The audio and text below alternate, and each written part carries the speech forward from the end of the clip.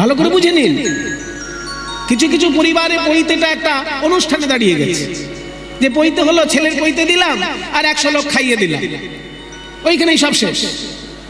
তা কিন্তু নয়, ছেলেকে বুঝাতে হবে এই যে তোমার কাঁধে আজকে থেকে পৈতে উঠলো, তার মানে কি তুমি আজ থেকে সংকল্প নিলে যে আমি পড়াশোনা করে মানুষ হব। এই পড়াশোনা করে মানুষ হবার সংকল্পটা নেওয়ার জন্য কাঁধে পৈতে,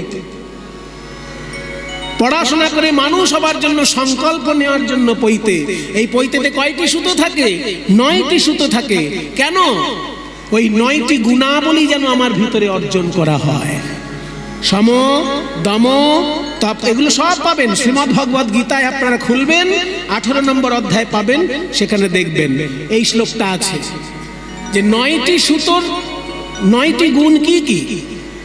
সম, দম, তপ, শৌচ, ক্ষান্তি, আর্জবমেবচ, জ্ঞানং বিজ্ঞানম আস্তিক্যম ব্রহ্মধর্ম স্বভাবজ। মানে এই 9টি গুণাবলী যেন আমার ভিতরে আসে। পড়াশোনা করতে গেলে 9টি গুণ চাই। পড়াশোনা সবার হয় না। 9টি গুণ যদি থাকে কারোর ভিতর, তবে তার পড়াশোনা সব থেকে ভালো হয়। সেই 9টি গুণ অর্জন করার নামই ব্রাহ্মণত্ব। সেই 9টি গুণ কি কি? সম, সম শব্দের অর্থ হচ্ছে ভিতরের ইন্দ্রিয়গুলোকে দমন করা। ভিতরে ইন্দ্রিয় থাকে। কোন ইন্দ্রিয়? ভিতরে 4টি ইন্দ্রিয় আছে, মন, বুদ্ধি, চিত্ত, অহংকার। এই মন, বুদ্ধি, চিত্ত, অহংকার, এই 4টি ইন্দ্রিয় চোখে দেখা যায় না, এগুলোকে দমন করার নাম সম। আর যে ইন্দ্রিয়গুলোকে চোখে দেখা যায় সেগুলো বাইরে থাকে। এই যে 2টি চোখ, 2টি কান, নাকের 2 ছিদ্র, মুখ, পায়ু, উপস্থ, হাত, পা, 10টি ইন্দ্রিয় আছে, চক্ষু, কর্ণ, নাসিকা, জিহ্বা, ত্বক, মুখ, পানি, পাদ, পায়ু, উপস্থ। এই 10টি ইন্দ্রিয় যেগুলো চোখে দেখা যায় এগুলোকে বলে বহিরিন্দ্রিয়। এইগুলোকে দমন করার নাম দম। তাহলে সম, দম, তপ। তপ মানে তপস্যা, শৌচ মানে পবিত্রতা। সম, দম, তপ, শৌচ। ক্ষান্তি, ক্ষান্তি মানে ক্ষমা। আর্জবম মানে সরলতা। সরলতা তোমার ভিতরে না থাকলে পড়াশোনা খুব ভালো করে করতে পারবে না। এইগুলো হচ্ছে পড়াশোনার মানে কন্ডিশন। এইগুলো যদি তোমার থাকে, শর্তাবলী। কন্ডিশন মানে শর্তাবলী। হ্যাঁ, পড়াশোনা করতে গেলে তোমার এই গুণগুলো অর্জন করতে হবে। সম, দম, তপ, শৌচ, ক্ষান্তি, আর্জবম এবচ জ্ঞানম। তারপর জ্ঞান অর্জন, বিজ্ঞানম। যেগুলো পড়াশোনা করে হয় না সেই জ্ঞান অর্জন করা, তাকে বলে বিজ্ঞানম। এবং শেষকালে হচ্ছে বিশ্বাস। গুরুদেবের কথায় যদি তোমার বিশ্বাস না হয়, শিক্ষকের কথায় যদি তোমার বিশ্বাস না হয়, তাহলে পড়াশোনা কি করে করবে তুমি? এই জন্য কাঁধে পৈতে থাকে, যাতে 9টি গুণ অর্জন করে পড়াশোনার সংকল্প করা হয়। নিতাই তিনিও ব্রাহ্মণ সন্তান, গৌর সুন্দর তিনিও ব্রাহ্মণ সন্তান, তারাও পৈতে নিয়েছেন, পড়াশোনার জন্য জ্ঞান অর্জন করার সংকল্প নিয়েছেন। আর সেই জ্ঞান তাদের কুক্ষিগত করেননি, আমাদের মতো হতভাগ্য জীবকে বিতরণ করে দিয়েছেন। যে জ্ঞান ওনারা অর্জন করেছেন সেই জ্ঞান আমাদেরকে বিতরণ করে দিয়েছেন। তাই জন্য তারা আমাদের পূজনীয়। বিশ্বম্ভর দ্বিজভর যুগ ধর্ম পালো। যুগ ধর্ম পালো মানে এই যুগের ধর্ম যা, সেটা তারা পালন করে প্রচার করছেন। এই কলিযুগের যুগ ধর্ম কি না? সংকীর্তনের দ্বারা জনগণের কল্যাণ চিন্তা। তাই সংকীর্তনের মধ্যে দিয়ে নিতাই গৌর আমাদের সকলের কল্যাণের কথা বলে দিয়েছেন। বিশ্বম্ভর দ্বিজভর যুগ ধর্ম পালো। তারপর বন্দে, বন্দে মানে বন্দনা করি। জগতে প্রিয় করো, এই জগতের প্রিয় কাজ যারা করেছেন। ওই যে একটু আগে বললাম, উঁচু জাত নিচু জাতের যে ভেদাভেদ ছিল, সব ভেদাভেদ ধুয়ে মুছে এক সূত্রে বেঁধে দিলেন আমাদেরকে নিতাই গৌর। জগতের প্রিয় কর্ম করলেন। বন্দে জগতে প্রিয় করো করুণাবতার। করুণার অবতার নিতাই গৌর, তাদের বন্দনা করি। কি সুন্দর এই শ্লোকটি দেখলেন, যেখানে নিতাই গৌরের নাম বলা হলো না, কিন্তু শব্দগুলো এমন ভাবে চয়ন করে বসানো হয়েছে যে নিতাই গৌরকেই উদ্দেশ্য করে প্রণাম করা হয়েছে। তা সেই নিতাই গৌর আজকে আমাদেরকে যে কীর্তনের পিতামাতা হিসেবে জন্ম দিলেন, সেই কীর্তনকে সুন্দর রূপে কে আমাদের কাছে পৌঁছে দিলেন, আজকে সেই আচার্যের কথা আমরা শুনব। এমন কিছু কীর্তন গান আছে বাবা, যেগুলো না গাইলে উৎসব সম্পূর্ণ হয় না। যেমন ধরুন, যদি লক্ষ টাকা ব্যয় করে গৌরাঙ্গ মহাপ্রভুর ভোগ আরাধনা করা হয়, ভোগ হচ্ছে মহাপ্রভুর, কিন্তু এমন একটা গান আছে সেই গানটা না গাইলে ভোগ হচ্ছে বলেই মনেই হয় না। আছে না এমন একটা গান? ভজপতি তো ধারণ শ্রী গৌর হরি, ভজপতি তো ধারণ শ্রী গৌর হরি, শ্রী গৌর হরি নবদ্বীপ বিহারী।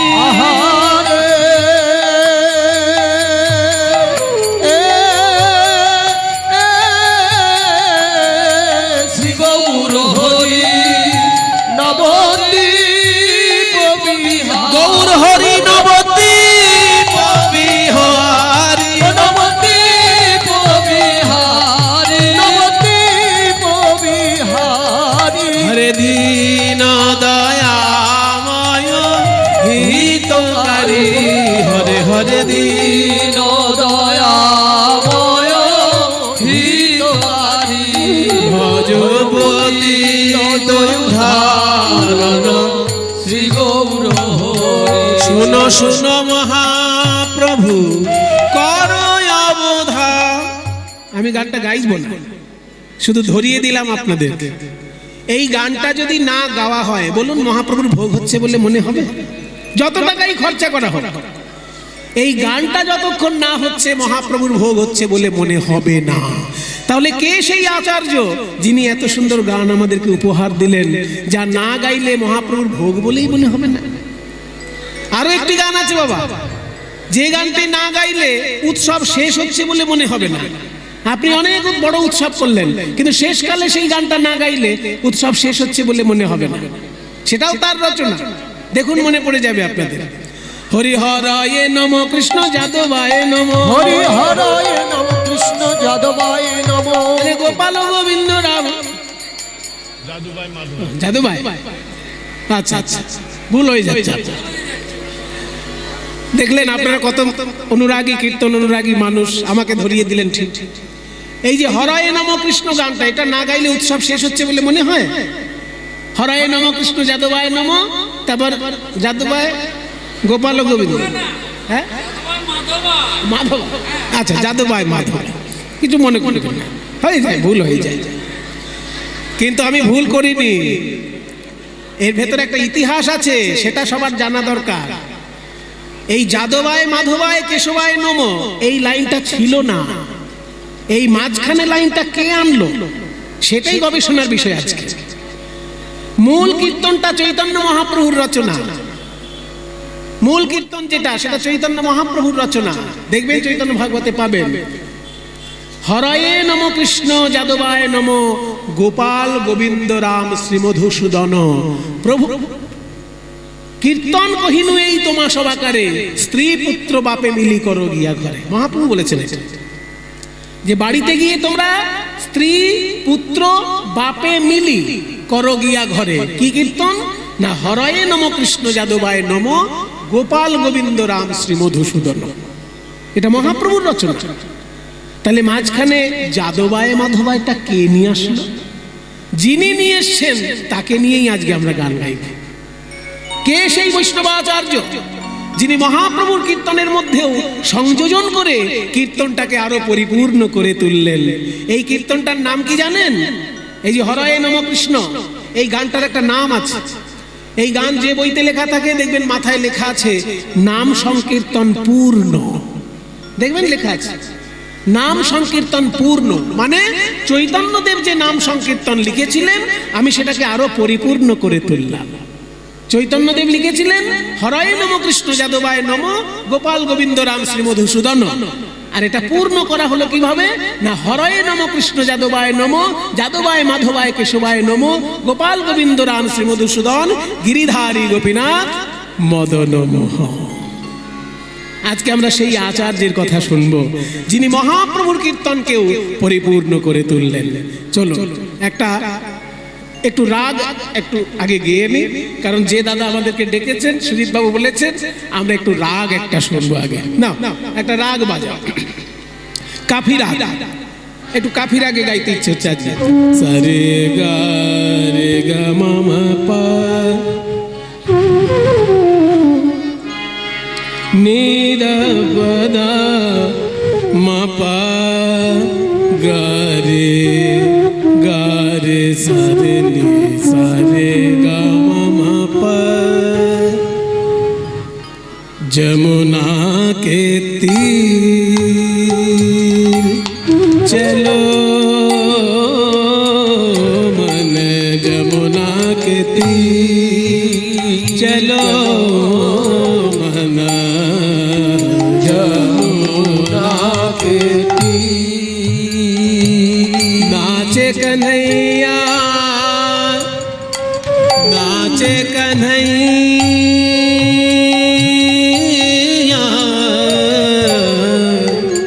नाचे कन्हैया संग लेके गैया, नाचे कन्हैया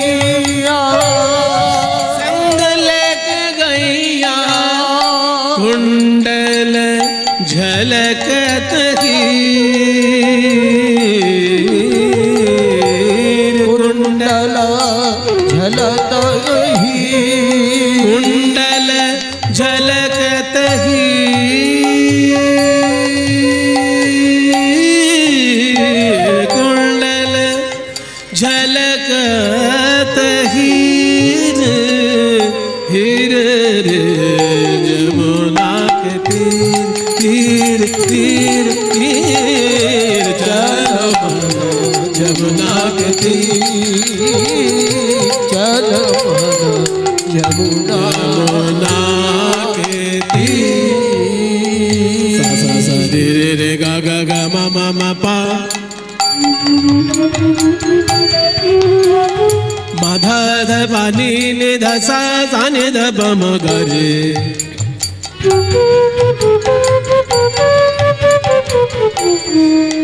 नि सा गा रे सा रे नि सा धा नि पा धा मा प ग रे ग रे सा।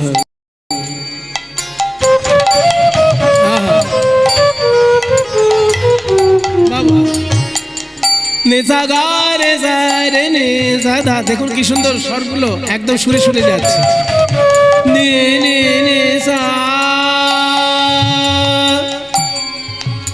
নিসা গা রে সা রে নি সা ধা নি পা ধা মা পা গা রে গ রে সা। গা রে না নি ধা পা মা গ রে সা।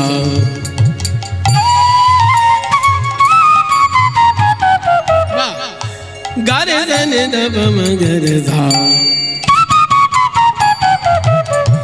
सा रे ग म प ध नि सा रे गा, रे ग म ग म ग म ग म ग म म प,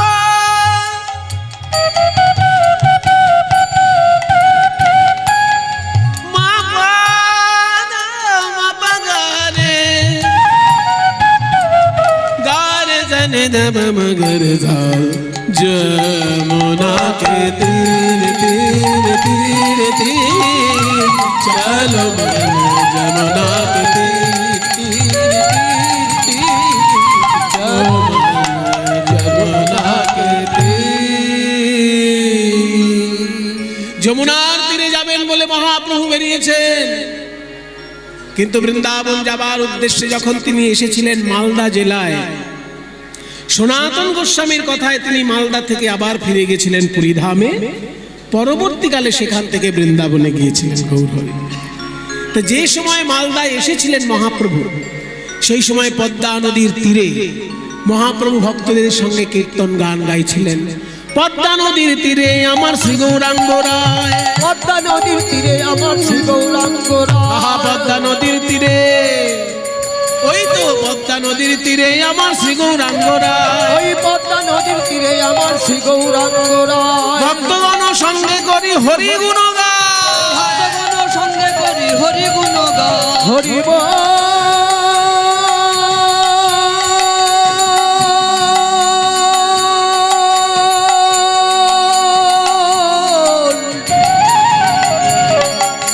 হরি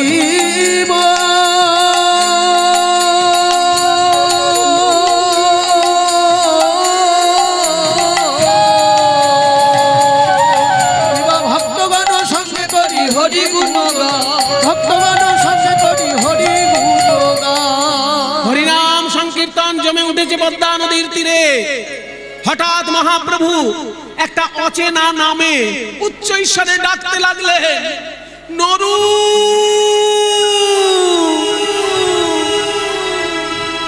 নরু রে,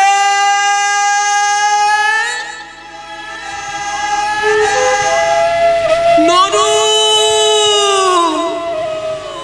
নরু নরু বলি প্রভু ডাকে বারবার, নরু নরু বলি প্রভু ডাকে বারবার।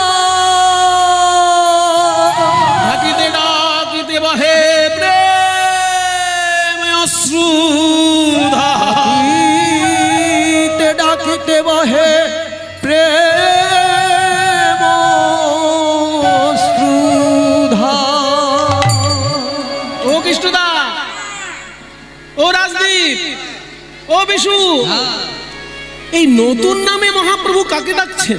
এটাই তো, এই নামে তো আমাদের মধ্যে কোনো ভক্ত নেই। না কেউ নেই। নরু নরু বলে প্রভু ডাকছেন, এ আবার কি? গৌরহরি, আপনি এই নতুন নামে কাকে ডাকছেন? হে ভক্তগণ, আমি যাকে ডাকছি তার এখনো জন্মই হয়নি। হ্যাঁ, জন্মই হয়নি, তার এখনো জন্মই হয়নি। এই পদ্মা নদীর তীরে সে জন্মগ্রহণ করবে, তাই আমি আগে থেকে তাকে ডাকছি। এই পদ্মা নদীর তীরে রাজপুত্র রূপে তার জন্ম হবে, আমি আজ থেকে তাকে ডেকে যাচ্ছি। তার শুদ্ধ নাম হবে নরোত্তম, আর ডাক নাম হবে নরু। তাই আমি তাকে ডাক নামে ডেকে যাচ্ছি, যাতে তাড়াতাড়ি সে জন্মগ্রহণ করে। ঠিক আছে, তোমাদের সবার স্নান হয়ে গেছে, এবার তোমরা নদীর উপরে উঠে যাও, আমার একটু ব্যক্তিগত কাজ আছে। এই সবাই সরে আয়, সবাই সরে আয়। মহাপ্রভু একা থাকবেন নদী জলে। সবাই পদ্মা নদী থেকে উপরে উঠে গেল। মহাপ্রভু আমার পদ্মা নদীর জলে নাভি পর্যন্ত দাঁড়িয়ে পদ্মা নদীর সঙ্গে কথা বলছেন। মায়েরা, মহাপুরুষদের জীবনে এমন কিছু ঘটনা ঘটে যা চোখের সামনে দেখলেও লোকে বিশ্বাস করতে পারে না। আজকে মহাপ্রভু পদ্মা নদীর সঙ্গে কথা বলছেন, নাভি জলে দাঁড়িয়ে পদ্মা নদীর সঙ্গে কথা বলছেন। ওগো পদ্মা নদী, এই যে আমি কৃষ্ণ বলে কাঁদছি, আমার এই অশ্রু জল এত সাধারণ চোখের জল নয়, আমার বুকের ভিতরকার জমাট বাঁধা কৃষ্ণ প্রেম বিন্দু বিন্দু রূপে বাইরে আসছে। আর এই কৃষ্ণ প্রেম অশ্রু রূপে আমি তোমার জলে মিশিয়ে দিলাম। তোমাকে আমি এই অশ্রু রূপে আমার হৃদয়ের প্রেম মিশিয়ে দিলাম। যদি কোনোদিন নরোত্তম তোমার এই জলে স্নান করতে আসে, আমার এই প্রেম তুমি তারে দেবে। আমার প্রেম তুমি তারে দেবে। যদি নরোত্তম স্নান করতে আসে, আমার প্রেম তুমি তারে দেবে। যেদিন নরোত্তম স্নান করতে আসবে, আমার প্রেম তুমি তারে দেবে। পদ্মা পদ্মা নদীও মহাপ্রভুকে বলছে, গৌর হরি, আমি তো আর 5টা নদীর মতো একটা নদী, আমার জলে প্রতিদিন হাজার হাজার লোকে স্নান করে, আমি কি করে বুঝবো নরোত্তম দাস কে আর অন্য মানুষ কে? আমি কি করে আলাদা করব নরোত্তম দাসকে? বলে, হ্যাঁ, এটা তো ঠিক কথা। তাই শোনো পদ্মাবতী, নরোত্তমকে আলাদা করে চেনার উপায় তোমাকে বলে দিচ্ছি। নরোত্তম দাস যেদিন প্রথম তোমার জলে স্নান করতে আসবে, তার ছোঁয়া লাগলেই তোমার জলে বড় বড় ঢেউ তৈরি হবে, বড় বড় ঢেউ তৈরি হবে। সাধারণত কোনো মানুষ নদী জলে নামলে তার ছোঁয়ায় তো বড় বড় ঢেউ তৈরি হয় না, একটা জাহাজ গেলে পরে বড় বড় ঢেউ তৈরি হয়। কিন্তু নরোত্তম যেদিন প্রথম তোমার জলে আসবে, তার স্পর্শ লাগলেই তোমার জলে বড় বড় ঢেউ তৈরি হবে, জানবে এই নরোত্তম। যাহার পরশে তুমি অধিক উছলিবা, যাহার পরশে তুমি অধিক উছলিবা, আমারে প্রেম তুমি তাহারে দিবা, আমারে প্রেম তুমি তাহারে দিবা, তোমার তরঙ্গ বাড়বে, তোমার তরঙ্গ বাড়বে, নরোত্তমের পরশে তোমার তরঙ্গ বাড়বে, ওই নরোত্তমের পরশে তোমার তরঙ্গ বাড়বে। নরোত্তমের ছোঁয়া পেলেই তোমার জলের ঢেউ সৃষ্টি হবে। মায়েরা একটা জিনিস খেয়াল করলেন, যার উদ্দেশ্যে মহাপ্রভু চোখের জল মিশিয়ে দিলেন পদ্মা নদীতে, তার এখনো জন্মই হয়নি, জন্মই হয়নি তার এখনো। কত বড় কৃপা! যার এখনো জন্ম হয়নি তার উদ্দেশ্যে প্রেম গচ্ছিত রাখছেন পদ্মা নদীর কাছে। চোখের জল রূপে প্রেম পদ্মা নদীর জলে মিশিয়ে দিলেন, যাতে নরোত্তম আসলে এই প্রেম পদ্মা নদী তাকে দেয়। আচ্ছা, কারোর কাছে কিছু গচ্ছিত রাখলে সে দেবে তো ঠিক লোককে। মনে করুন আমি কৃষ্ণদাকে দায়িত্ব দিলাম, ও কৃষ্ণদা এদিকে আসুন, আমার দাদার জন্য আমি একটা বড় কম্পিউটার কিনেছি, আচ্ছা, আমার দাদার জন্য একটা বড় কম্পিউটার কিনেছি, বেশ, কিন্তু দাদা তো এখন বাইরে আছে, আবার দাদা যখন আসবে তখন আমি চলে যাব, হ্যাঁ, সেই জন্য দাদার সঙ্গে আমার দেখা হবে না। না, তো এই কম্পিউটারটা একটু আপনার ঘরে রেখে দেবেন, আমার দাদা যখন আসবে দাদাকে দিয়ে দেবেন। ধন মশাই, হ্যাঁ, আমার একটি ছোট মতো জায়গা, ছোট ঘর, হ্যাঁ, ছোট ঘর, কুলাই না আমার জিনিসপত্রে, আবার তুমি আবার বলছো কম্পিউটার না কম্পিউটার বলছো, হ্যাঁ, তাহলে কম্পিউটার রাখার জায়গা হবে না, কই হচ্ছে? হবে না। না, দেখুন, উপকার করতে চাইছেন না, একটু পাড়ার লোকে উপকার করুন না। আরে বাবা, ঝামেলা পাড়ার লোকের নেই, ঝামেলা আমি কত সইব, আমার কথাবার্তাতে নেই বাবু, আমার হবে না।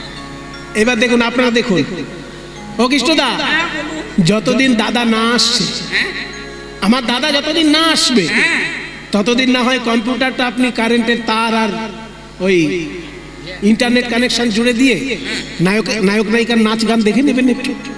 বলছো? আরে তোমার দাদা না আসে, একবারে যদি না আসে তাতে আরো ভালো হয়। দেবো, দেবো।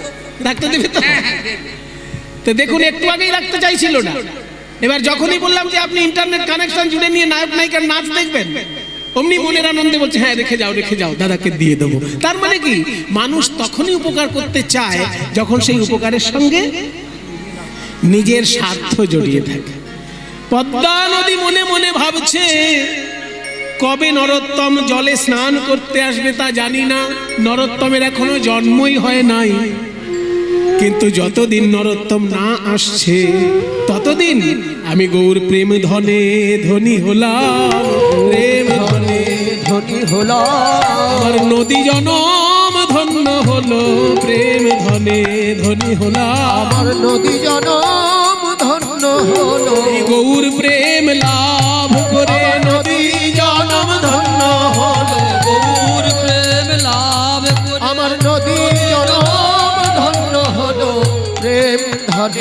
ধনী হলাম। নরোত্তম জন্মগ্রহণ করলেন পদ্মা নদীর তীরে রাজশাহী জেলার রাজপুত্র রূপে। রাজা কৃষ্ণধন দত্ত, মায়ের নাম নারায়ণী দেবী, সেই ঘর আলো করে রাজপুত্র রূপে জন্ম নিলেন নরোত্তম। পদ্মা নদী তীরে আছে খেতুরি গ্রাম, পদ্মা নদীর তীরে আছে খেতুরি গ্রাম। বলি কি অপূর্ব শোভা তারে অতি মনোরম। কি অপূর্ব শোভা তার অতি মনোরম।